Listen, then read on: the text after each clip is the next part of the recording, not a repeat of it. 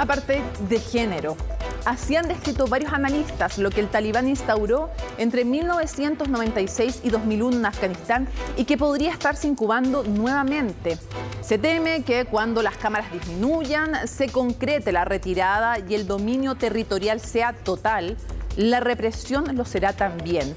Porque los hechos, según ONU, Human Rights Watch y Amnistía Internacional, empiezan ya a desmentir las promesas de los actuales dominadores.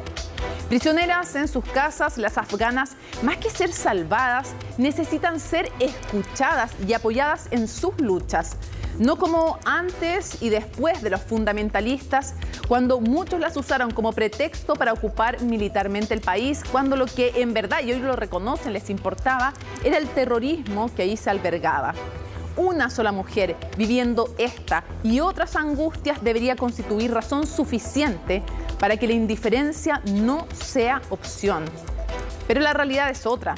La realidad es que la apertura de Afganistán de principios de siglo retrocedió con la invasión soviética y después con la llegada de los muyahidines apoyados por Estados Unidos.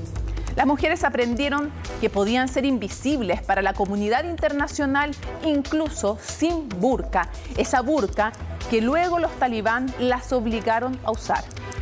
Y les quedó claro, de nuevo, que no importaban cuando los fundamentalistas cayeron y el presidente Karzai, cayeron los talibán y el presidente Karzai, apoyado por Occidente, aprobó un código de conducta según el cual ellas no podían viajar sin un hombre o en el cual se validaba la violencia intrafamiliar. El mundo entonces no se enteró o miró hacia el lado. Hoy son sus luchas las que hay que apoyar frente a los talibán, sus miedos, no nuestros prejuicios. Las afganas no son niñas que necesitan ser rescatadas, son mujeres que exigen ser respetadas. Talibán y mujer, nuestro tema hoy en Conexión Global.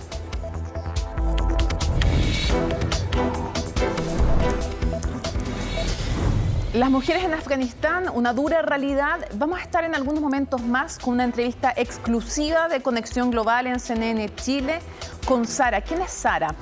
Es una mujer afgana, joven, que ha pedido, ustedes habrán escuchado de su caso, porque ella estudia en la Universidad de Chile y ella pidió al gobierno chileno que le ayudara a sacar a una de sus hermanas, que es divorciada, que es profesora y que tiene un rol relevante en Afganistán y que estaba amenazada además y en listas negras de los talibán. Este testimonio lo vamos a tener en algunos momentos más en Conexión Global. Los invito a esperarlo mientras comenzamos con el contexto que siempre les damos en este programa. Y lo siguiente es la brecha de género en Afganistán, que es impresionante. La situación de las mujeres, de los hombres también es muy mala, pero de las mujeres aún peor. Comparemos. Esperanza de vida es cierto, las mujeres viven un poco más que los hombres, 64 años versus 63. Deserción escolar. Aquí comienzan también las diferencias importantes. En el caso de los hombres, además, baja el promedio la cantidad de hombres muertos en combate también, de hombres que salen a trabajar, de hombres que se enferman también y mueren. Deserción escolar, 60% en el caso de las mujeres, o sea, de las que llegan a estudiar. El 60% deja y abandona los estudios, de las que llegan, de las pocas que llegan, y en el caso de los hombres un 30%. Estamos hablando de la realidad actual, o sea, una realidad mejorada bastante respecto a lo que fue el régimen de los talibán, donde cuando ya dejabas de ser niña no podías ir al colegio, si es que te dejan ir al colegio, y si ibas a la madraza y a estudiar solo el Corán. Según datos de la UNICEF, 3,7 millones de niños no asisten en Afganistán a la escuela. De esa cifra, el 60% son niñas. Según este organismo, además, evidentemente con los talibán va a aumentar la cantidad de niñas que no van al colegio. Y la asistencia es solo hasta los 12 años, incluso en esta época. En general, más allá de los 12 años, las niñas no van al colegio y tampoco les enseñan lo mismo que a los niños. Escuelas especiales donde no aprenden el Corán, no aprenden ni matemáticas ni ciencias, salvo en escuelas secretas, prohibidas durante la época de talibán, y algunas que siguen impartiendo clases diferenciadas en la época actual. Alfabetización apenas no llega al 30% en el caso caso de las mujeres sobrepasa la mitad de los hombres, lo cual igual es muy poco en ambos géneros, pero en el caso de las mujeres es brutal. Educación superior, miren las cifras, solo un 4,9% de las mujeres llega, apenas también un 14,2% de los hombres. Es muy dura la realidad en Afganistán, peor si eres mujer, uno de los peores países para nacer mujer en el mundo. Edad del matrimonio en promedio, miren la edad, 16 años, 18 en el caso de los hombres. Como les decía, solo un 4,9% de las mujeres llega a la educación superior. En el matrimonio, uno de los grandes problemas en Afganistán es que no hay estadísticas sobre matrimonio infantil. La edad mínima para casarse es de 16 años para las mujeres en promedio. La ley establece sanciones precisamente para tratar de combatir el matrimonio infantil. Matrimonio infantil que estaba completamente validado durante el régimen talibán y que es uno de los temores ahora que vuelva a ocurrir. Las estadísticas de la Comisión Independiente de Derechos Humanos de Afganistán mostró que alrededor del 60 a 80% de los matrimonios en Afganistán son forzados. 60 a 80% de los matrimonios en Afganistán son forzados o bien son matrimonios de menores de edad. Por lo tanto, doblemente forzado. El 57% de las niñas se casa antes de cumplir 19 años. El 15% de las mujeres afganas menores de 50 años fueron casadas antes de cumplir los 15 años. En fin, las cifras son realmente tremendas. Y bueno, la tasa de la pobreza en Afganistán en general además llega al 72% según cifras reconocidas. Otros dicen que se eleva más allá de aquello. Y en el mercado laboral, solo el 19,3% de los puestos profesionales o técnicos están ocupados por mujeres. En los puestos directivos, solo un 4,1% de mujeres. Solo 27% en el Parlamento, aunque comparado con antes de que hubieran cuotas, y todavía ahora que no hay garantía de paridad en el Parlamento, está más o menos por ahí con Chile. En fin.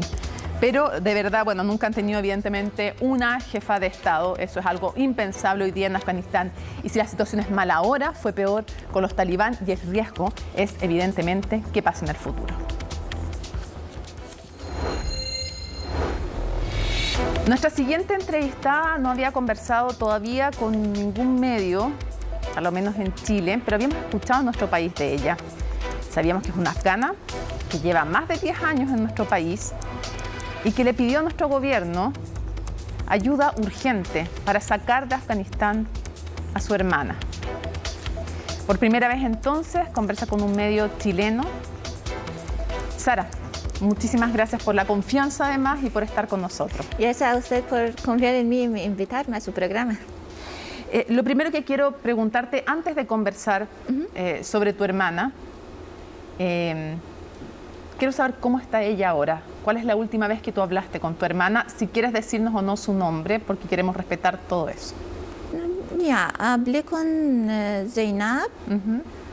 O sea, hoy en la mañana hablé con mi hermano, no con Zainab, porque Zainab estaba un poco con incertidumbre todavía está choqueada de toda la situación, pero está tranquila, está con mucho menos de miedo donde yo hablé la primera vez con ella de su situación y está confiando que todo va a salir bien. No vamos a contar por razones de seguridad, nos han pedido además que por razones de seguridad no contemos en qué lugar se encuentra, tenemos algunos antecedentes, pero por respeto a la integridad de ella y de tu familia también, no vamos a entrar en esos antecedentes, pero quiero que tú le cuentes a quienes nos ven, ¿por qué tenías miedo de tu hermana? Ya, lo que pasa es que mi hermana es docente universitaria y en mi familia las mujeres no somos de las mujeres que se callan, ¿ya? Mi padre es profesor, entonces somos más activos en la sociedad. Y de otra forma también es que mi hermana se divorció y como es una mujer divorciada, independiente y profesora universitaria, obviamente que no iba a caer bien en ojos de los talibanes. O sea, son 3 pecados muy grandes para una mujer en Afganistán hoy día bajo el régimen talibán. Mujer, sí, divorciada, haciendo clases cuando ni siquiera sabemos todavía si van a dejar estudiar en la universidad a las mujeres, menos hacer clases. Sí.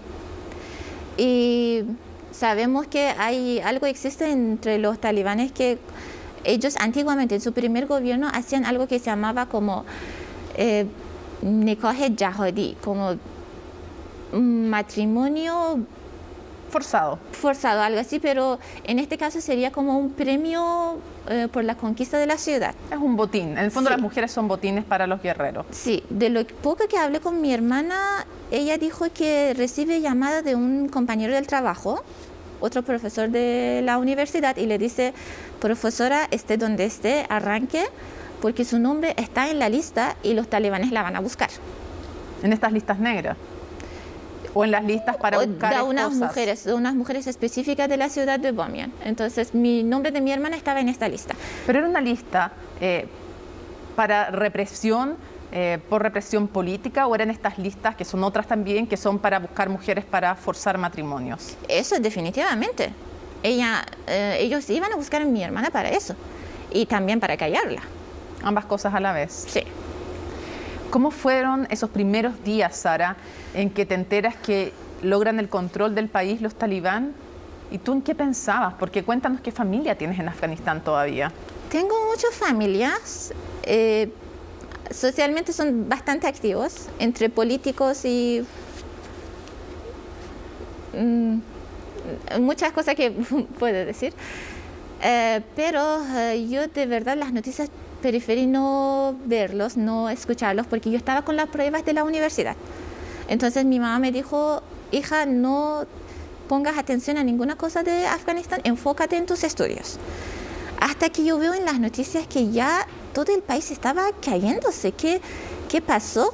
Y revisé las noticias y me di cuenta que el expresidente vendió a país a Así lo mano de sientes los... tú, al huir.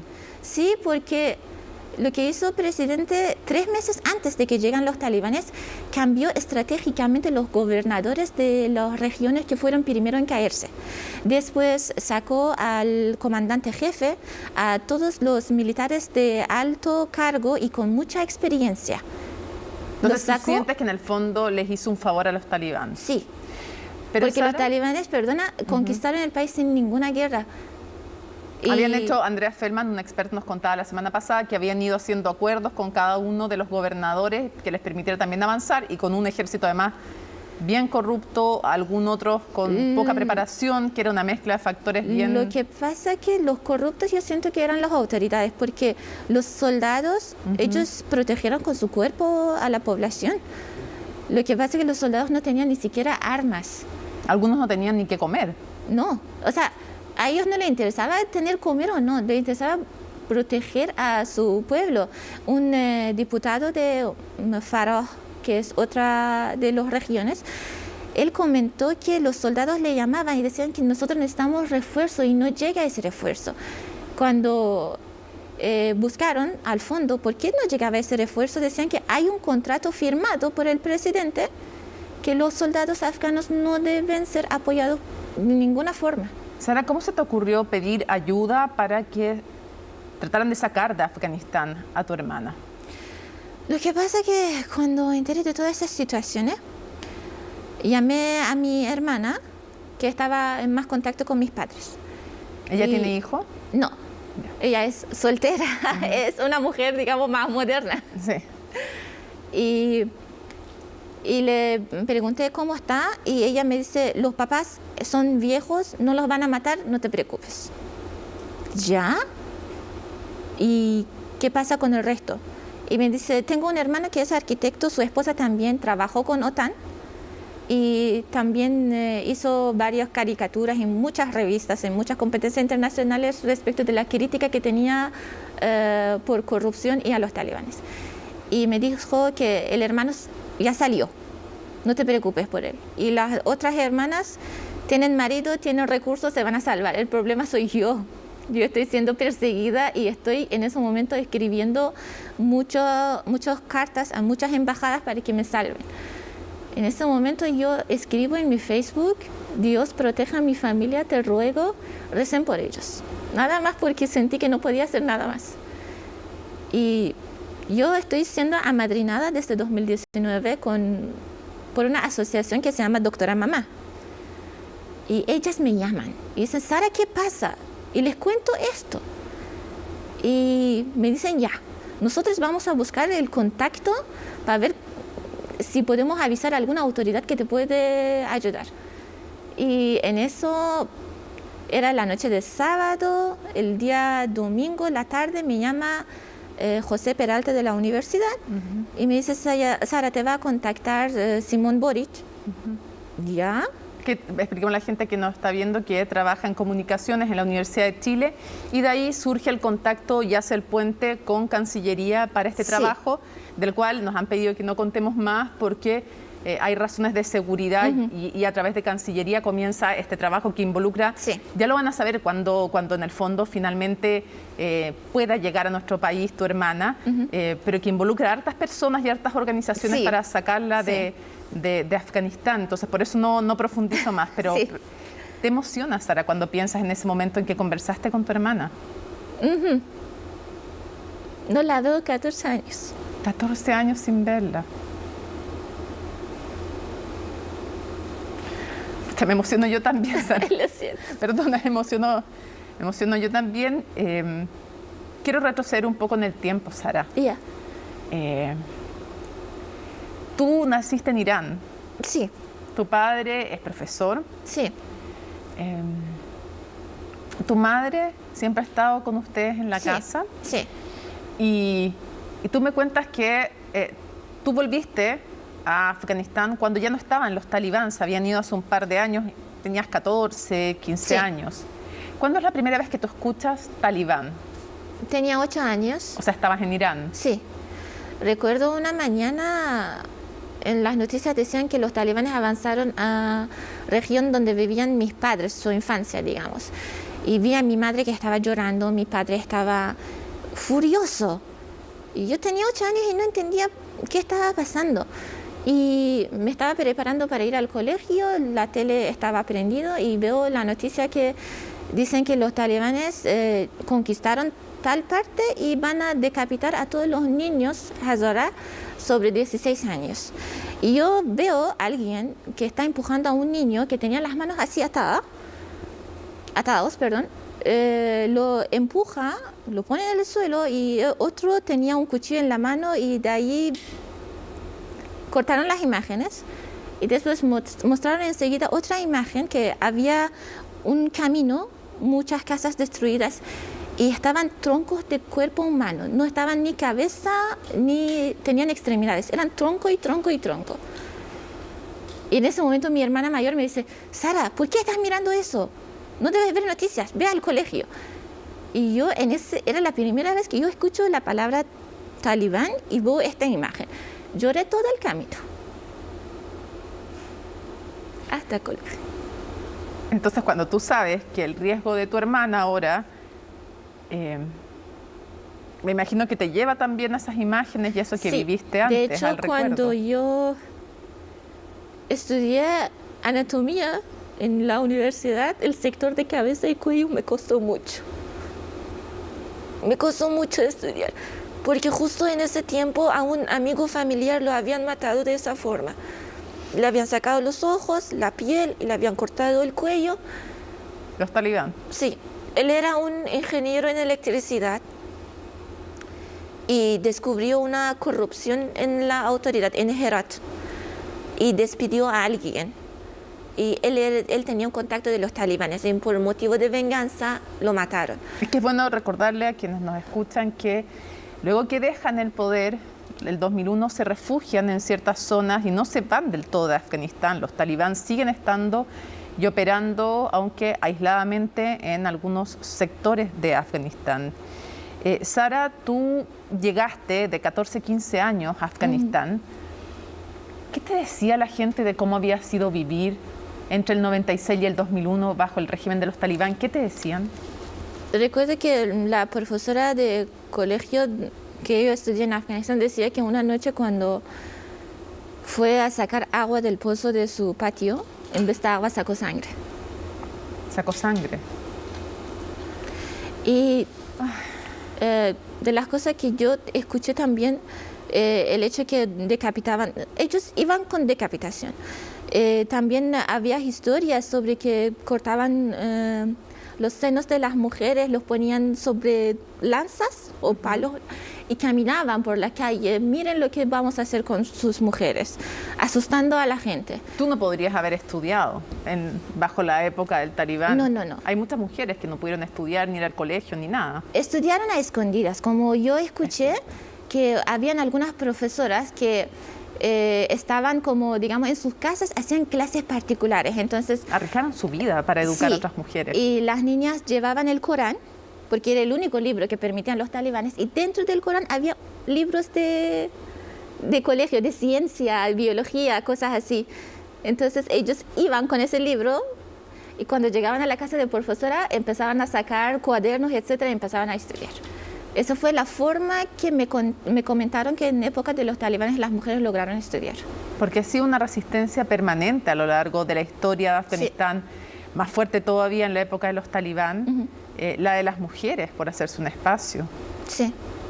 Fue una época también donde estaban obligadas, en la época de los talibán, a vestir burka y a salir, si no, siempre tienen que ser con la compañía de un hombre, entre otras muchas cosas, lapidaciones, hemos hablado de torturas, matrimonios forzados. ¿Tú crees en las promesas de cambio que han hecho los talibán? Para nada. Ellos no cambiaron. Ellos mienten porque yo desde que pasó todas esas cosas estoy investigando en las redes sociales qué está pasando. Hay invasión en las casas, hay secuestro de mujeres, obligan a la gente que le pagan impuestos, algunos sobre $500, $2,000, y ellos dicen, no tenemos ese dinero, ¿y qué están buscando? Bueno, hay reportes ya de Human Rights Watch, de la ONU, que dicen que son creíbles, de Amnistía Internacional, respecto de, sobre todo en las provincias, donde hay menos atención y donde comienza además la ofensiva talibán, que ya hay reportes hay una masacre en una aldea que recién está reportada en el sur del país, a minorías étnicas además, que no son pastunes evidentemente, sino hazara, por ejemplo, que han sido, hay matanzas, hay persecuciones, hay, como tú dices, revisiones de casa. ¿Tú todavía, aparte de tu familia, tienes amigas allá, tienes gente conocida y que te cuente lo que está pasando ahora? Sí. ¿Qué te dicen? ¿Cómo están viviendo ellos? Desde el minuto que los talibanes ingresaron, ellos estaban en la casa y no logran salir. Tienen miedo, mucho pánico. De hecho, mi hermana cuando escapó, llegó a Kabul, mi padre le consiguió un marido falso. Sí. Un amigo leal de mi hermana se ofreció. ¿Cuándo fue esto, perdón? ¿Cuándo fue esto? Cuando mi hermana logró llegar a Kabul, yo le dije, ¿y cómo vas a hacer los trámites? ¿Cómo logras llegar? Pero ahora, en este tiempo. Sí. ¿Y por qué dónde estaba viviendo tu hermana? Es que mi hermana es de Bamiyan, es de una ciudad cerca. Perfecto. Entonces llega a Kabul y tu papá le consigue un marido falso. Sí. ¿Para que los talibán no la agarraran? Sí. ¿Ya? En caso de que mi hermana necesite hacer algún trámite, irse a una embajada o tiene que ir al aeropuerto, entonces tenía ese marido falso. Wow. Sara, la última vez que hablaste, hoy día en la mañana hablaste con tu hermano. Sí. ¿Con tu hermana hace cuántos días que hablaste? Ayer fue. Ayer con tu hermana. Sí. ¿Qué sueñas? ¿O qué es lo que primero que vas a hacer cuando ella llegue a Chile? Porque tenemos fe que eso va a ser así. Abrazarla. ¿Has pensado qué le vas a decir? Que moví medio mundo por ella. Nos consta. Y si es necesario lo vuelvo a hacer. Y que no estás sola, porque mi hermano me dijo, Sara, de toda la familia, Sina era la más desprotegida, la que estaba más sola y la que más corría riesgo. Sara, para que la gente que nos esté viendo entienda, para cerrar, ¿cómo es ser mujer en Afganistán hoy, bajo el régimen de los talibán?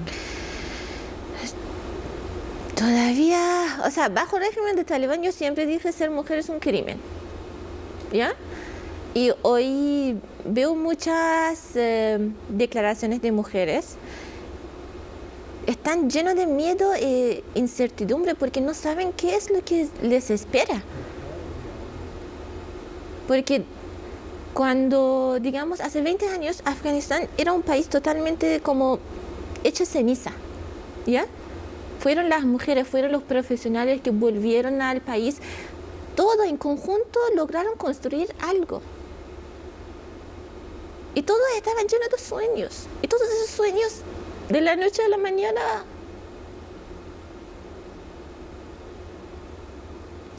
se pierden. Pero tu hermana los va a comenzar a reconstruir acá en Chile. ¿Quieres contar algo más de tu hermana? ¿De cómo es? ¿De quién es ella? ¿De qué te dice ella que sueña con hacer acá? Bueno, por ahora el plan de traerla acá es tenerlo en un ambiente, digamos, seguro, ¿ya? Porque todavía yo no sé si ella quiere vivir aquí o no. Cierto. Ella tenía sus planes y todas esas cosas, pero yo de hecho cuando hablé con el canciller Andrés Alamán dije, yo no sé qué hay que hacer en el futuro, pero necesito que mi hermana esté en un lugar seguro y ella toma la decisión que quiere. Lo importante hoy día es la vida de tu hermana. Sí. Muchas gracias. Sara, te quiero agradecer muchísimo que nos hayas acompañado en este programa aquí en CNN Chile. ¿Sí? ¿Quieres decir algo más? Ya. Lo que quería decir era que mucha gente me ha visto con velo. De toda mi comunidad universitaria, de hecho, mayoría me van a ver así por primera vez. Cuando yo utilicé el velo era porque yo quería. Porque así me enseñó mi padre. Nada era obligación. Era porque tú quieras, tu forma de vestir lo elegías tú. Y ahora que llegaron los talibanes y están obligando a mujeres afganas a vestirse, taparse mucho, yo decidí sacarme el velo en forma de protesta. Porque soy yo quien toma la decisión de usarlo o no usarlo. Eso. Y esta es la primera vez que muchos te van a ver así. Sí, siempre tenía velo o cubría parte de mi pelo con algo. Es la primera vez. Y eso lo hice en señal de protesta contra lo que están haciendo los talibanes y para las mujeres de mi país. Qué importante lo que tú dices. Quiero agradecerte que hayas estado con nosotros, Sara. Este gesto de resistencia que también tú haces, de libertad, porque como tú dices, tu papá te enseñó cómo debe ser realmente la religión. El velo no es opresivo en sí, el velo es opresivo si te obligan a usarlo. Sí. Y este gesto tuyo podría haber sido ponértelo, ahora es sacártelo, que es un gesto también de resistencia, también de protesta por lo que están viviendo muchas mujeres. Así es que nuestra solidaridad a toda tu familia. Muchas esperamos gracias. que todos estén bien. Y además esperamos con ansias el momento en que podamos contarle a quienes nos ven que tú y tu hermana se abrazaron y que le pudiste decir que habías movido medio mundo y lo volverías a mover por ella. Así que, Sara, gracias por tu valentía, por tu testimonio. Gracias. Y hoy día además muchos conocen a Sara sin velo porque esa decisión es, en este caso, así como antes ponértelo fue una opción, hoy día es sacártelo. Sí. Muchas gracias, Sara. Gracias a ustedes.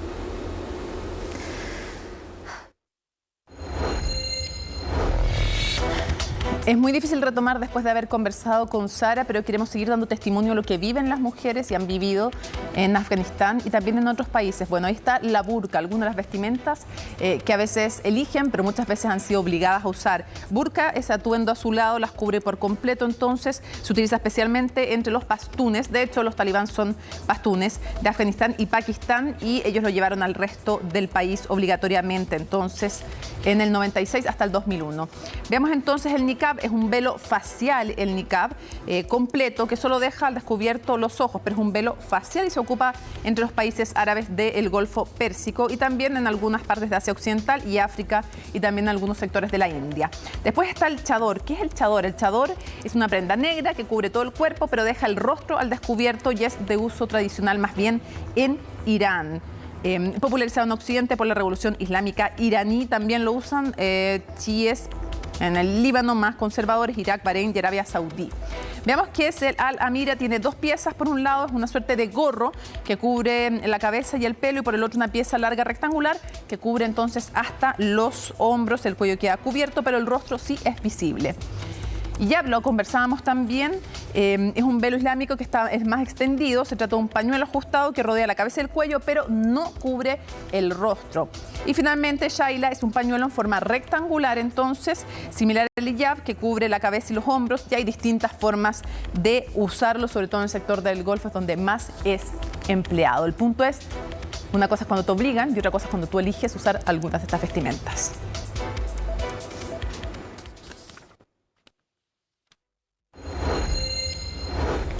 Vamos a profundizar en la historia de los talibán y en las razones también de por qué logran nuevamente imponerse en Afganistán. Y para eso vamos a conversar desde Madrid con Pilar Requena. Ella es directora de Documentos TV de Televisión Española, autora del libro Afganistán. Y me atrevería a decir yo, porque no lo va a decir ella, pero me atrevería a decir yo que con mucha gente que conversé, Pilar, me dijeron que eres una de las personas que en el mundo ha estudiado con más detalle los talibán, así que muchísimas gracias, es un honor tenerte con nosotros. Gracias a vosotros. Quisiera comenzar preguntándote sobre el origen de los talibán, porque sabemos que tras la salida, en el fondo, finalmente, de la Unión Soviética, llegan los muyahidines, viene la guerra civil, y luego finalmente, estoy haciendo muy corta la historia, en 1996 hasta 2001 rigen en Afganistán. Pero eso es en cuanto a las fechas. ¿Cómo le explicarías tú a quienes nos ven las razones del surgimiento de los talibán y de que hayan logrado además dominar durante ese tiempo? Vamos a ver, ya en algunas unidades de los muyahidines había talibanes. Talib en realidad significa estudiante del Corán. Es decir, son personas que han estudiado el Corán desde muy jóvenes, incluso desde niños, que es lo único que han hecho en muchos casos. También tenemos talibanes que no han aprendido prácticamente ni a leer ni a escribir, porque todo su oficio y beneficio durante toda su vida ha sido aprender el Corán. Como digo, ya en los muyahidines había en algunas unidades talibanes sueltos, es decir, muyahidines muy píos que se dedicaban a leer el Corán, a estudiar el Corán, pero de una forma muy rigorista e interpretando el Corán de acuerdo a ese rigorismo. Normalmente estudiaron en las madrasas que hay, digamos, en el cinturón de frontera entre Pakistán y Afganistán, y también en algunas madrasas cercanas a Peshawar, la ciudad en la que se refugiaron muchos de los muyahidines, de los islamistas, muchos de ellos muy radicales, que fueron expulsados de Afganistán ya en la época del rey Zahir Shah y también en la época comunista. Pilar, ¿me permites hacer un paréntesis para explicarle a quienes nos ven que tras la ocupación soviética, la historia viene mucho más atrás, pero tras la ocupación soviética son los muyahidines justamente los que logran vencer, entre otros, también apoyados por Estados Unidos, los muyahidines, ¿no?, a los soviéticos, y luego viene el periodo de la guerra civil, para que se fije bien en la atención de quienes nos ven de que estás hablando también cuando hablas de estos muyahidines. Sí, exactamente, eso era lo que iba a explicar ahora. Resulta que cuando la Unión Soviética se retira de Afganistán en el año 1989 de forma definitiva, primero Estados Unidos se olvida de Afganistán, ya no le interesa, ha ganado la Guerra Fría, porque sabemos también que después de esa retirada cae el muro de Berlín y se inicia ya toda la desintegración de la Unión Soviética, que acabaría con su caída completa en el año 91. Los muyahidines no consiguen formar un gobierno. Lo que hacen es iniciar una guerra civil entre ellos. Los distintos grupos de Peshawar que habían combatido contra los soviéticos. Cometen crímenes de guerra, violaciones de derechos humanos, destruyen completamente, a base de bombardearse unos a otros, completamente Kabul. Kabul había sido preservado por los soviéticos, es decir, no fue destruido, lo destruyeron los propios señores de la guerra durante la guerra civil, y la verdad es que el pueblo afgano estaba ya harto de guerra. primero de la ocupación soviética, de la guerra de los mujahidines contra los soviéticos y después de la terrible guerra civil. ¿Qué hicieron los talibanes? Aprovecharon esa ocasión, habían estado formándose y aumentando su número en las áreas tribales de Pakistán y también en la frontera, como dije, y deciden aparecer como los grandes salvadores, un poco como Robin Hood, los, entre comillas, impartiendo justicia. Es decir, si a una chica la violaba un señor de la guerra, aparecía el talibán y ajusticiaba, mataba, asesinaba al señor de la guerra.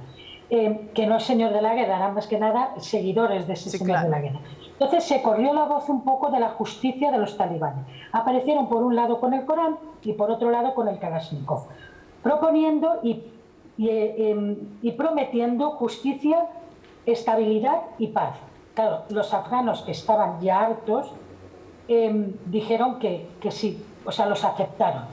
Luego se dieron cuenta de cómo eran los talibanes y de que no tenían nada ni de justos, ni tenían nada al final de estabilidad. El país terminó estando aislado por completo. Los talibanes no dieron ningún tipo de bienestar, ni siquiera fueron capaces de reconstruir el país. Y no olvidemos que estos talibanes estaban, digamos, consentidos y también apoyados desde Pakistán. Sí, claro. Sí, es que quisiera preguntarte de aquello, pero para que después nos pudiera hacer un paralelo, si avanzaras 20 años después, ¿cuál es la razón que explica el éxito nuevamente que tienen los talibán?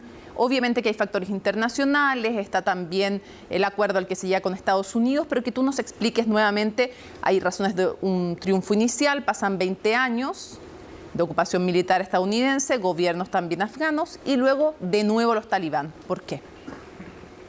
Vamos a ver, los talibanes no tienen el apoyo de la población afgana ahora mismo.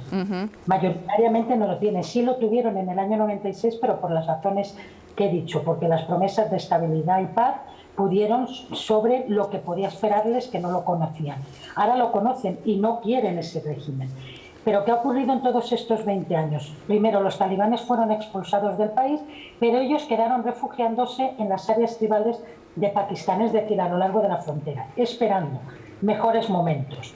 Esos mejores momentos empezaron a llegar. Estados Unidos en el 2003 desvió toda la atención y también los recursos, y no solo Estados Unidos, también algunos otros países aliados, y se fueron a Irak, porque parecía que en el fondo Estados Unidos lo único que había querido es vengarse, y lo hemos visto muy claro en los discursos de de Biden de estos días, que todo se trataba de una venganza y de matar a Bin Laden. Ya está. Una vez hecho eso, no interesaba a Afganistán. Cuando ellos se van hacia Irak, ¿qué ocurre? Los talibanes se empiezan a aprovechar para entrar desde el sur de nuevo a Afganistán. En el sur, justamente en la zona pastún, ellos también son pastunes, tienen más apoyo, pero sobre todo Estados Unidos había cometido durante esos años violaciones también de derechos humanos, violaciones de la cultura del Pashtun-Bali, del código pastún. Y ahí empezaron los talibanes empezaron a germinar otra vez de nuevo. ¿Qué hicieron también? Una de sus tácticas fue asesinar a los ancianos del lugar, es decir, dejar sin interlocutor para las tropas internacionales a nadie salvo a ellos. Y además romper, digamos, la estructura tradicional de las poblaciones rurales. Y siguieron esperando, las tropas internacionales se desplegaron muy tarde por todo el país, eso ayudó a los talibanes a ir ocupando zonas rurales, y ya llegamos cometiendo muchos errores la comunidad internacional, incluso los ya llamados daños colaterales. Llegamos al momento en que Obama dice en el 2010-2011 que el grueso de las tropas se va a retirar en el 2014. Claro. Para entonces ya los talibanes tenían ocupada una parte del territorio, entre otras razones porque una gran parte de los aliados, sobre todo los europeos, recibían órdenes de sus gobiernos de que no atacasen, que solo se defendiesen o contraatacasen cuando habían sido atacados, sino que se quedasen en los cuarteles. Yo me imagino que para los militares fue terrible esos años en los que veían cómo los talibanes se iban acercando, iban ocupando y no podían hacer nada. Pilar, quisiera preguntarte, porque Es súper interesante lo que nos cuentas y el tiempo va pasando volando, pero quisiera preguntarte, nosotros recién contábamos respecto después de los acuerdos de Doha entre Trump y los talibán y después cómo de tan mala manera además concreta la salida Biden. Pero quiero preguntarte con tu conocimiento del pasado, sé que es imposible predecir el futuro, pero a tu juicio, Afganistán va a volver a ser finalmente un lugar de refugio del terrorismo y por otro lado, ¿tú crees las promesas de respeto de los derechos humanos y de los derechos de las mujeres de los talibán? Primero, sí que va a ser refugio de grupos terroristas y de yihadistas radicales. Lo que no van a hacer los talibanes, porque eso es uno de los compromisos que han adquirido probablemente con Estados Unidos, es permitir que desde territorio afgano se prepare un atentado similar al 11S. Eso no va a ocurrir porque eso es un compromiso y porque saben que si no les espera lo mismo que en el 2001, un ataque radical de Estados Unidos. Pero por supuesto que van a apoyar, a ayudar y a cobijar a sus similares, que ya sabemos que están ya celebrando esa victoria talibán. Lo que sí que habrá es un enfrentamiento probablemente con el Estado Islámico de Jorasán, porque ahí sí que están enfrentados, a lo mejor al final también llegan a un acuerdo. Nos quedan ganas de preguntarte muchas más cosas y es que como hacemos siempre en Conexión Global, una vez que invitamos a alguien volvemos a invitarlo en el futuro. Así que muchísimas gracias por la generosidad de compartir todo lo que sabes con nosotros. Gracias a vosotros. Un abrazo. Un abrazo. Por razones de diferencia horaria, de madrugada grabamos una entrevista muy importante. La semana pasada estuvimos con el jefe de la Cruz Roja en Kandahar. Ahora vamos a estar desde la capital de Afganistán, el centro donde está ocurriendo muchísimos hechos políticos y también que tienen que ver con los derechos humanos y los derechos de las mujeres, justamente con una mujer, con Sara Nouri. No podemos entregar más antecedentes, solo que está en Kabul, en Afganistán, que es una emprendedora. Su historia ella la relata en esta entrevista y los temores o las incertidumbres que viven hoy las mujeres en Afganistán.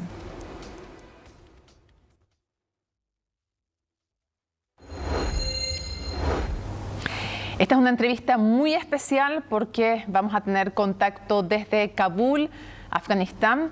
No vamos a especificar el barrio donde se encuentra nuestra entrevistada, pero vamos a conversar con Sara. Sara, muchas gracias por esta entrevista. Es un honor tenerte en nuestro programa. Gracias, Mónica, por invitarme. La primera pregunta, ¿cuál es la situación actual de las mujeres en Afganistán?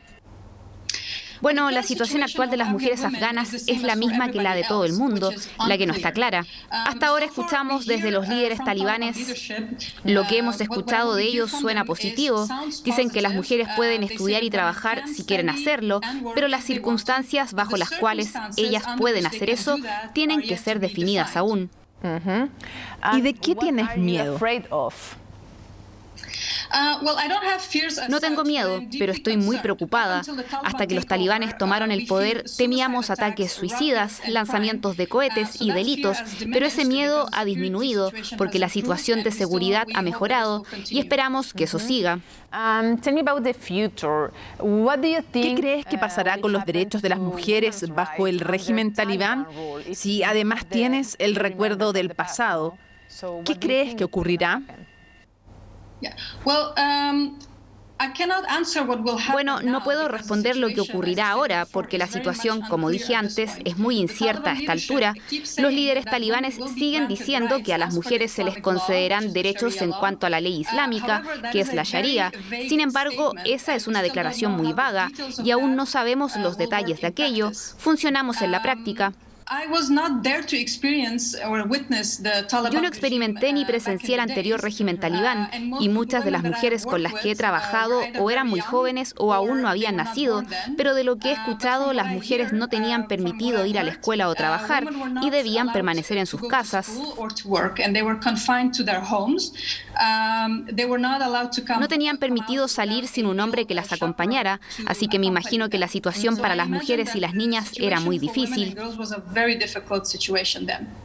¿Me puedes contar más sobre cuál fue esa experiencia de mujeres que sufrieron la ley Sharia talibán antes? Me refiero entre 1996 a 2001. ¿Me puedes contar más de ese periodo? Como me comentabas, has escuchado algo de otras mujeres, bueno, y de hombres también. Bueno, no le he preguntado a hombres. Ellos eran libres de hacer lo que sea que pudiesen hacer. Sin embargo, las mujeres no podían salir sin un pariente hombre que las acompañara.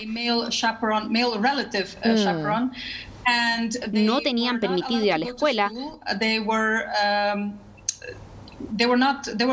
Básicamente tenían prohibido todo espacio público.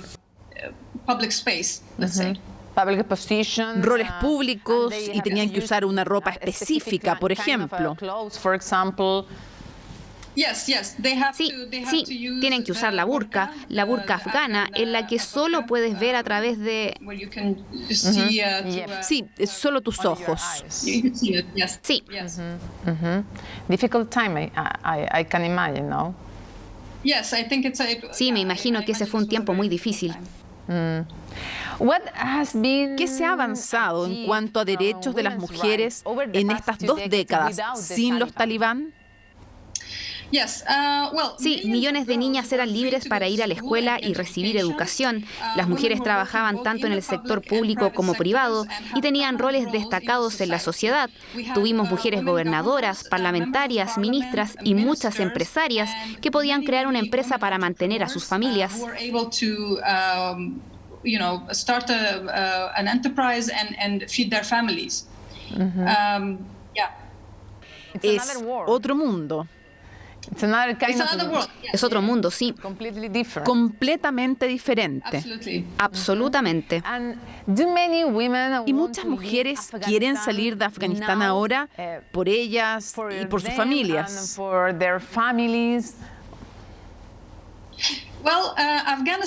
Bueno, Afganistán es un país grande y existen diferencias entre quienes viven en grandes ciudades como Kabul y las áreas rurales. Entonces, las necesidades y expectativas de esas mujeres son distintas. Las mujeres urbanas que han disfrutado de los derechos que han pedido en los últimos 20 años querrán irse si se les quitan sus esperanzas. ¿Y las mujeres de otros lugares, de otras áreas? Las otras mujeres, ellas, creo, por lo que he estado escuchando, las mujeres que no estaban trabajando, que no estaban participando en la vida pública, ellas están felices de que sus esposos estén vivos, que sus hijos no hayan sido asesinados. De nuevo, las expectativas y necesidades de las mujeres son diferentes. Depende del tipo de mujer que eras y cómo afectará tu vida.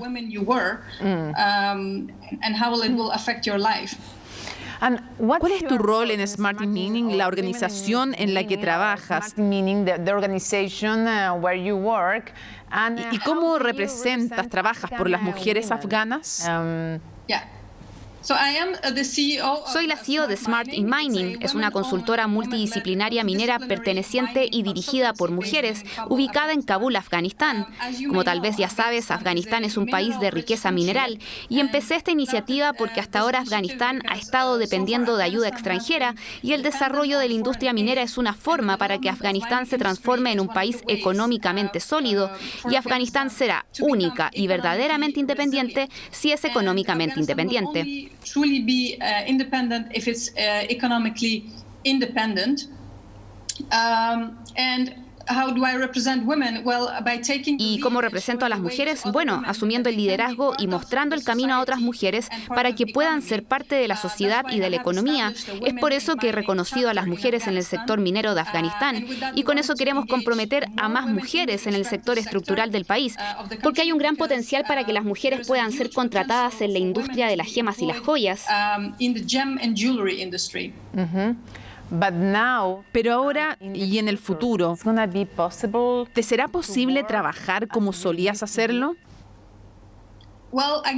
Bueno, de nuevo, aún no sabemos cómo esto tomará forma. Aún tenemos que esperar y ver. ¿Has enfrentado alguna restricción? ¿Has tenido que cambiar la forma en que te vistes? O no sé si ahora, me refiero en comparación con antes, ¿puedes salir sola o no? ¿Cómo es tu vida ahora? No he enfrentado ninguna restricción y no ha cambiado la forma en que me visto. Mi manera de vestir es la misma que hace una semana y media atrás. Y tampoco hemos recibido ninguna instrucción para cambiar nuestra forma de vestir aún. Pero no lo sabemos. Por supuesto que tomo precauciones. Soy muy cuidadosa, por supuesto, porque son tiempos inciertos. Así que limito mis movimientos mucho. I limit my movement very much. ¿Qué tipo de restricciones o cambios has tenido en comparación con antes? Me dices que sales menos, por ejemplo.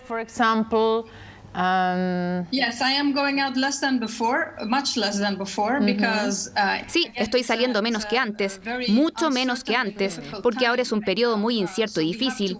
Así que tenemos que esperar y ver cómo resultan las cosas antes de que de hecho podamos salir y ver qué podemos hacer. Sara, ¿estás asustada? Asustada no mucho, estoy profundamente preocupada. Estoy preocupada sobre todo de la situación económica del país, porque la pobreza está aumentando y se está desatando un desastre humanitario debido a una antigua escalada de enfrentamientos, el conflicto y por supuesto la incertidumbre política. La incertidumbre política siempre genera incertidumbre económica, desafortunadamente.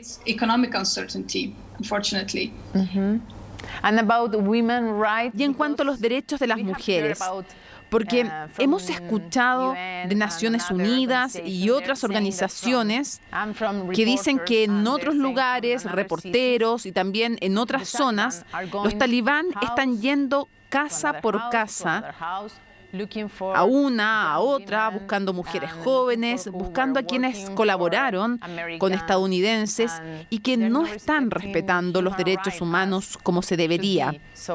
¿Estás asustada por eso o preocupada por los derechos de las mujeres?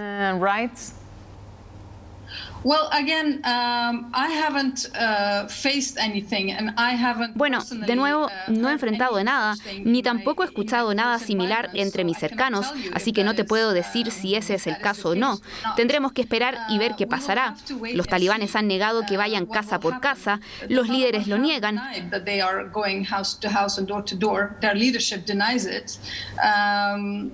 Así que no te lo puedo decir, no te lo puedo decir. ¿Has pensado en dejar Afganistán? Bueno, una vez fui refugiada y no pretendo ser una de nuevo. Me quedo en mi país. ¿Cuándo fuiste una refugiada? Lo fui en los 90. ¿En qué país, si me pudieras contar más al respecto y cómo fue? Bueno, fui de las afortunadas. Me convertí en refugiada en el hermoso país de Países Bajos, donde estudié y donde, ya sabes, viví por un tiempo y trabajé.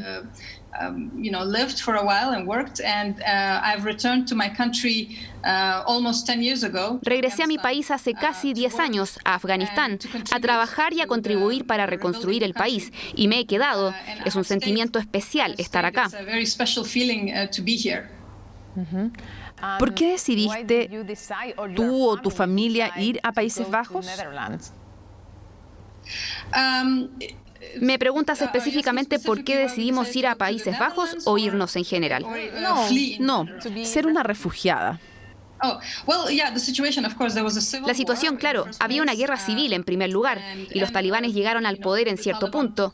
Bueno, fue principalmente de la guerra civil que arrancamos. ¿Por qué crees que los talibán tratan a las mujeres de esta manera? ¿Por qué no respetan sus derechos? ¿Por qué no tratan a las mujeres y a los hombres como iguales?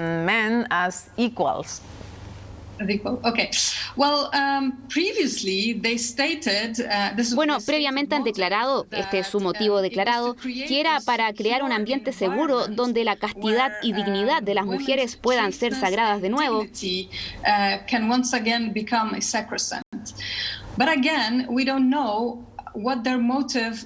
Pero no sabemos cuál será su motivo esta vez, si habrá alguna violación de los derechos de las mujeres.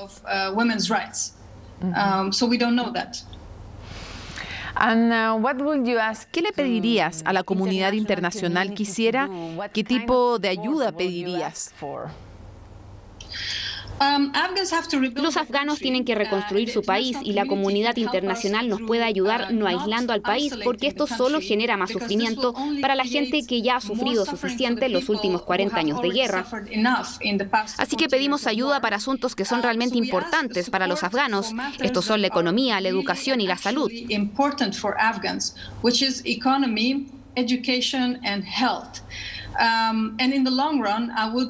en el largo plazo me gustaría que la comunidad internacional viniera e invirtiera en Afganistán, no más mediante intervenciones militares, sino que a través de inversiones en el sector privado. El país tiene gran potencial de cualquier forma para las inversiones del sector privado. Hoy los talibán bloquearon el acceso al aeropuerto de Kabul y han prohibido a los afganos viajar. Solo los extranjeros pueden salir. ¿Cómo reaccionó la gente a esta medida? Bueno, Mónica, la situación del aeropuerto es algo que se ha agrandado harto en los medios occidentales. Sí, miles se han reunido alrededor del aeropuerto y esto ha sido principalmente por la mala comunicación y el mal manejo de la presencia extranjera en Afganistán.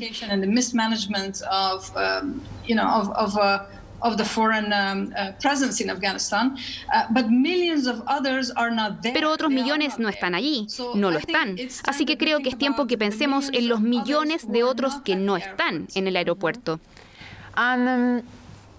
What about freedom, Sarah? Y por último, ¿qué pasa con la libertad? Sara, ¿cómo está el país? Si pudieras soñar con un nuevo Afganistán, ¿cómo sería? Afghanistan, a new Afghanistan. How it will be without Taliban, without military intervention. Sin talibanes, sin intervención militar. Trata de soñar sin ningún límite, sin ninguno. Y cuéntame, ¿cómo sería ese país que sueñas? The country that you dream for from your feelings. Desde tus sentimientos, sin pensar necesariamente desde los límites políticos. ¿Cómo sería ese país para ti? Un nuevo Afganistán para los niños, para las mujeres. ¿Cómo lo sueñas? How it will be? Okay. Well, that will be a country that is very prosperous. Ese sería un país muy próspero. Tenemos depósitos de riqueza mineral. Mineral wealth. A country that is built on values. Un país que está construido con valores para los derechos humanos, para la humanidad, donde las mujeres, los hombres y las niñas puedan trabajar juntos y contribuir más para reconstruir el país. Work together and contribute to further building the country. Let's say, it's a very good question, actually. Es una buena pregunta. Nadie me la había hecho. Tener que soñar. Sí, un país próspero. Hemos tenido pobreza desde hace tanto tiempo. Quiero progreso en mi país. Quiero que esté conectado, no aislado.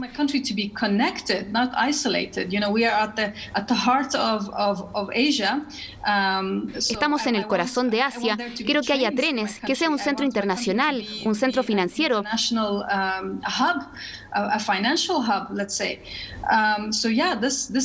Esos son mis sueños para mi país. Mi país tiene mucho potencial y espero que alguna vez nos demos cuenta de ese potencial. ¿Y en relación con las mujeres? En relación con las mujeres, por supuesto, las mujeres son la mitad de la población y no podemos paralizar a esa mitad de la población. Son las madres, las hermanas, las esposas, así que tienen que comprometerse completamente en esa reconstrucción del país. rebuilding of the country. I did not understand this question. El estudiar, haber ido a la universidad, acceder a la educación, ¿cambió tu vida de alguna manera importante? Of course, it changed my life in a way. I see things completely differently. Claro que me cambió la vida. Veo las cosas completamente distintas. Tengo una educación occidental, así que sé lo que necesito saber de mis derechos, también como mujer musulmana. Así que por supuesto que cambió mi vida. Enfrento la vida de una manera distinta a la que lo hacen la mayoría de las afganas.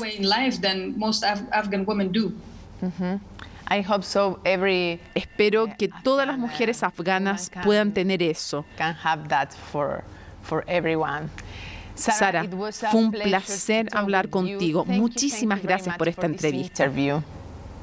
Muchas gracias, Mónica. Good luck. Buena suerte. Cuídate. Take care. Thank you.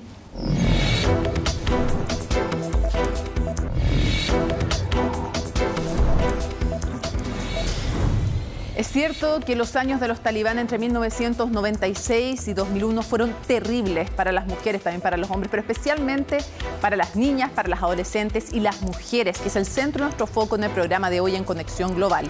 Pero la verdad es que ni antes de los talibán ni después de ellos ha sido un buen lugar para ser mujer y vivir o tratar de sobrevivir. Miren esta comparación. Este ranking es presente antes de que se empiecen a sentir los efectos de la llegada de los talibán y nos dice el informe global sobre brecha de género, por ejemplo, del Foro Económico Mundial, que Afganistán está en el último lugar de 156 países. Es el peor lugar en estos términos y en estas mediciones para nacer y ser mujer. Pero ¿cómo fueron esos días oscuros, esas décadas, esos años oscuros de Afganistán y sobre todo el periodo entre 1996 y 2001? ¿Por qué hay terror entre las mujeres afganas? Veamos la nota de Laura Soto. در صورتی که با کمک شما در انتخابات پیش رو موفق شوم در حقیقت شما زنان افغانستان موفق شده اید. Es una de las mujeres que marcó la historia política en Afganistán. La primera candidata a la presidencia del país. Soy la única candidata mujer en Afganistán. Soy su hermana. Ustedes saben cómo las mujeres en Afganistán han sufrido en el pasado. Yo lo sé muy bien. Voten por mí. La doctora Masuda Jalal intentó llegar al poder en 2002 y 2004 en un país que daba sus primeros pasos tras el fin del talibán. Las mujeres de Afganistán pueden ser las ganadoras de esta elección, pueden acabar con sus problemas y sus dificultades, pueden tomar parte del honor y orgullo de reconstruir un nuevo Afganistán. Y es que la época en que la pediatra se crió y obtuvo su título dista bastante del Afganistán que ahora conocemos. Mujeres universitarias mostrando su rostro y peinados a la moda, siendo parte de la fuerza laboral del país. Así era el país asiático antes de que los talibanes tomaran el poder por primera vez en 1996. De hecho, fue de los primeros en permitir el voto femenino en 1920. Con su radical interpretación de la ley islámica, los fundamentalistas forzaron a la mayoría de las mujeres a dejar sus trabajos y les prohibieron educarse en universidades. El uso del burka, que antes era opcional, se volvió obligatorio en lugares públicos. Podían salir solo acompañadas de un hombre, por lo general un pariente. No solo soy yo, todos en Kabul los odian. Un día fui a la ciudad para hacer algunas compras. Estaba usando mi hijab y recibí un golpe entre mis hombros con una AK-47. Le pregunté por qué me golpeó y me pidió que me cubriera la cara. Quienes desafiaban las normas se arriesgaban a lapidaciones, amputaciones e incluso ejecuciones públicas. The Taliban regime is coming to an end. Tras la ocupación estadounidense y el derrocamiento del régimen en 2001, las mujeres poco a poco comenzaron a recuperar algunos de sus derechos. La nueva Constitución de 2004 garantizó su igualdad. Y en 2009 los abusos contra la mujer se convirtieron en un crimen. Pero en la práctica estos avances muchas veces no garantizaban su protección. Los hostigamientos y las represalias continuaron. Tengo pesadillas casi todas las noches. Cada minuto está conmigo. Tenemos disposiciones que protegen y promueven los derechos de las mujeres dentro de la Constitución, pero no se traducen en acciones. Lejos de Kabul, los talibanes seguían controlando zonas rurales tanto en Afganistán como en la vecina Pakistán. Ejemplo de que su crueldad seguía vigente fue el atentado contra la activista pakistaní Malala Yousafzai en 2012, solo por luchar por su derecho a la educación. Estoy muy preocupada por Afganistán, especialmente por la seguridad de las mujeres y niñas de ahí. Muchas recuerdan lo que pasó entre 1996 y 2001. Antes de la caída de Kabul, la corresponsal de CNN, Clarissa Ward, visitó las zonas donde el control ya era del talibán. Do the girls go to regular school as well? Estuve hablando con algunas de las mujeres en esta sala. Es interesante porque los talibanes hablan mucho de cómo han cambiado y que ahora las niñas pueden ir a la escuela, pero pregunté si alguna de estas niñas irían a la escuela y me dijeron de ninguna manera. Las niñas no van a la escuela. Y cuando pregunto por qué, responden que los talibanes dicen que está mal. Las mujeres gozarán de todos sus derechos, ya sea en el trabajo u otras actividades, porque son una parte clave de la sociedad. Garantizaremos todos sus derechos dentro de los límites del Islam. Son las promesas de cambio que pocos creen. En su intento de exhibir una imagen renovada ante el mundo, los talibanes permitieron incluso que una conductora de un canal de televisión afgano entrevistara a uno de sus oficiales. Aún así, muchas prefieren huir. Ser mujer en el régimen talibán significa que no eres nadie, no eres parte de la sociedad. Ser una mujer en Afganistán con discapacidad es realmente difícil. Me he pronunciado muy claramente contra los talibanes durante tantos años. Literalmente estaba asustada. El futuro es incierto para las afganas. Algunas de ellas han arriesgado su vida al salir a protestar en un grito de ayuda al mundo para que no las olviden.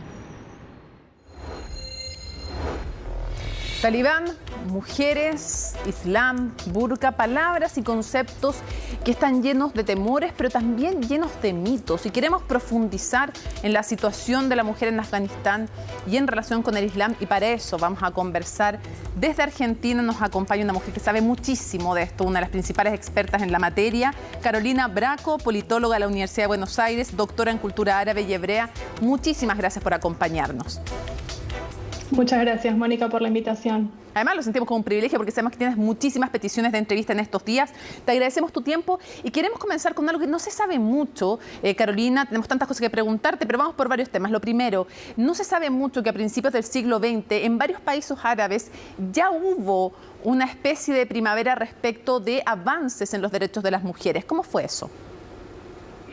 Sí, bueno, en muchos países de la región, algunos son árabes y otros no. Por ejemplo, bueno, Afganistán justamente no es un país árabe, exacto, pero sí es cierto, como bien mencionás, que en toda la región hubo, como luego de la caída del Imperio Otomano, luego de la Primera Guerra Mundial, el inicio de una especie de apertura, de modernización identificada con una europeización, con de alguna manera emular lo que se presentía que era como el progreso y con ello emular las costumbres europeas.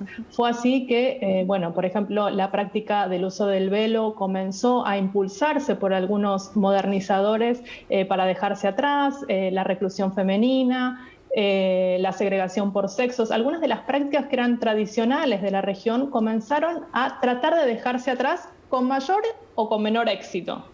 Ahora, Carolina, esto empieza a decaer no solo con los talibán, que es un corte horroroso y brutal entre el 96 y el 2001. Cuando la Unión Soviética invade y se instala en Afganistán en el 79, ya empieza un retroceso en esos derechos de las mujeres. Sí, en realidad es una historia de avances y retrocesos, y también mencionar que, bueno, Afganistán es un país que, por ejemplo, bueno, es muy diferente en sus regiones, que es étnicamente diferente. Sí, claro. Imagino que esos son temas que también se han abordado, sí, pero que también muchos de estos cambios, de estos impulsos modernizadores, solamente impactaron en las mujeres de las élites, ¿no? En las mujeres de las élites urbanas, en Kabul, en otras ciudades, y estamos hablando, bueno, de un 80% de la población rural que percibía en muchos casos todos estos denominados avances como una invasión o como una amenaza a su identidad cultural, con lo cual no podemos hablar tampoco de que todas estos proyectos modernizadores que se instalaron a través de diversos cambios sobre las mujeres, sobre la ropa que usaban, sobre la forma de comportarse, hayan sido verdaderamente homogéneos en todo el territorio nacional de Afganistán. Antes de ir a la invasión militar de parte de Estados Unidos de Afganistán, que me parece muy interesante, una de las tesis que tú has planteado, pero antes de eso, muchas personas se preguntan, nos preguntamos, ¿qué hay en el origen de lo que hacen los talibán con las mujeres, de este verdadero apartheid, pero de género, que realizan entre 1996 y 2001? Lo hemos contado acá, hemos entrado en detalle respecto de lo que ha sido, acabamos de ver una nota, además con lapidaciones, con imposición de vestimenta, y me parece muy interesante porque siempre hemos dicho que esto no es el Islam, que además los talibán distorsionan el Islam, pero que tiene que ver, tú lo planteas en un artículo, más con la lógica de la guerra que de la religión. ¿Por qué tratan así a las mujeres? Totalmente. Bueno, te agradezco por la pregunta porque en general se suele pensar justamente que la base o el fundamento de las prácticas de los talibán tiene que ver con la religión, cuando no son representativas del Islam, que además es una religión muy diversa, sino justamente con esta cultura de la guerra que se empieza a instalar justamente, como mencionabas antes, con la invasión soviética del 79, con el rechazo también de gran parte de la población a esa invasión y el comienzo de conformación de las milicias o mujahidines, ¿no? como se los dice. Entonces, de alguna manera, los talibán son un poco, de alguna manera, los continuadores de esa tradición donde, el caldo de cultivo de su ideología profundamente misógina comienza no justamente en Afganistán, sino en los campamentos de refugiados de Pakistán, donde ellos van a recibir entrenamiento con el apoyo de la CIA, con el apoyo y el financiamiento de Arabia Saudita, justamente para combatir esta invasión a Afganistán, esta invasión soviética a Afganistán. Esto es entonces lo que tú ratificas y postulas en tus artículos cuando hablas que tiene que ver más bien con una cultura segregacionista, machista, relacionada con una cultura de la guerra y además de la Guerra Fría, ¿no?